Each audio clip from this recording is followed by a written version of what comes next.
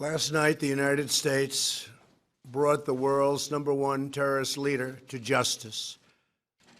Abu Bakr al-Baghdadi is dead. He was the founder and leader of ISIS, the most ruthless and violent terror organization anywhere in the world. The United States has been searching for Baghdadi for many years. Capturing or killing Baghdadi has been the top national security priority of my administration. U.S. Special Operations Forces executed a dangerous and daring nighttime raid in northwestern Syria and accomplished their mission in grand style. The U.S. personnel were incredible. I got to watch much of it. No personnel were lost in the operation, while a large number of Baghdadi's fighters and companions were killed with him. He died after running into a dead-end tunnel, whimpering and crying and screaming all the way.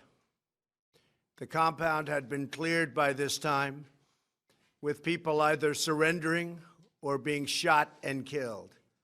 11 young children were moved out of the house and are uninjured.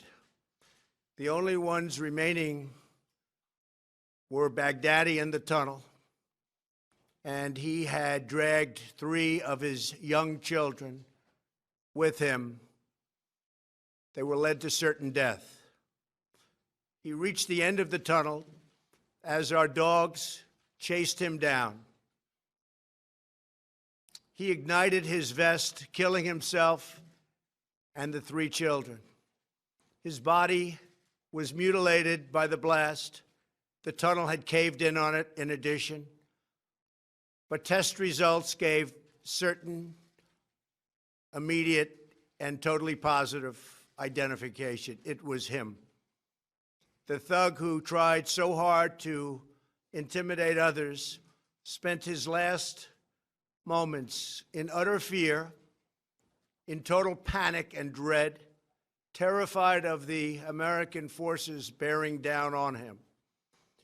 We were in the compound for approximately 2 hours, and after the mission was accomplished, we took highly sensitive material and information from the raid, much having to do with ISIS, origins, future plans, things that we very much want. Baghdadi's demise demonstrates America's relentless pursuit of terrorist leaders and our commitment to the enduring and total defeat of ISIS and other terrorist organizations. Our reach is very long.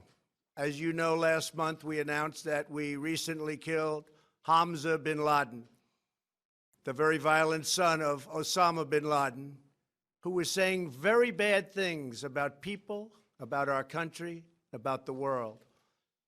He was the heir apparent to al-Qaeda, terrorists who oppress and murder innocent people should never sleep soundly, knowing that we will completely destroy them. These savage monsters will not escape their fate, and they will not escape the final judgment of God. Baghdadi has been on the run for many years, long before I took office. But at my direction, as Commander-in-Chief of the United States, we obliterated his caliphate 100% in March of this year. Today's events are another reminder that we will continue to pursue the remaining ISIS terrorists to their brutal end. That also goes for other terrorist organizations. They are likewise in our sights. Baghdadi and the losers who worked for him, and losers they are. They had no idea what they were getting into. In some cases, they were very frightened puppies. In other cases, they were hardcore killers but they killed many, many people. Their murder of innocent Americans, James Foley, Stephen Sotloff, Peter Kasich, and Kayla Mueller, were especially heinous. The shocking publicized murder of Jordanian pilot, a wonderful young man, spoke to the king of Jordan. They all knew him, they all loved him.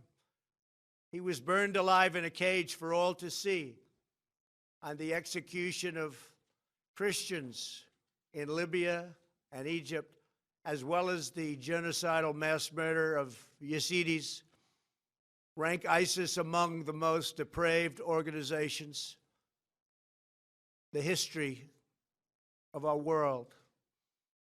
The forced religious conversions, the orange suits prior to so many beheadings, all of which were openly displayed for the world to see.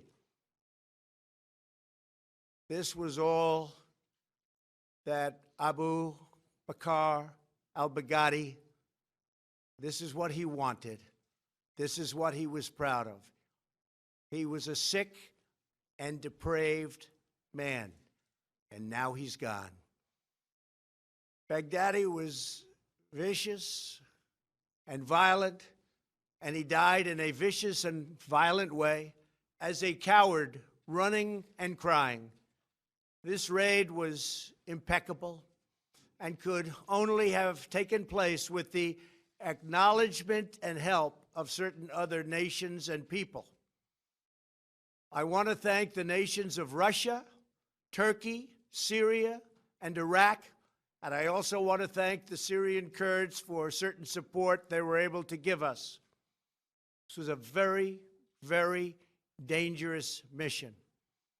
Thank you as well to the great intelligence professionals who helped make this very successful journey possible. I want to thank the soldiers and sailors, airmen, and Marines involved in last night's operation. You are the very best there is anywhere in the world. No matter where you go, there is nobody even close. I want to thank General Mark Milley and our Joint Chiefs of Staff. And I also want to thank our professionals who work in other agencies of the United States government and were critical to the mission's unbelievable success. Last night was a great night for the United States and for the world. A brutal killer, one who has caused so much hardship and death, has violently been eliminated. He will never again harm another innocent man, woman, or child. He died like a dog. He died like a coward. The world is now a much safer place. God bless America. Thank you.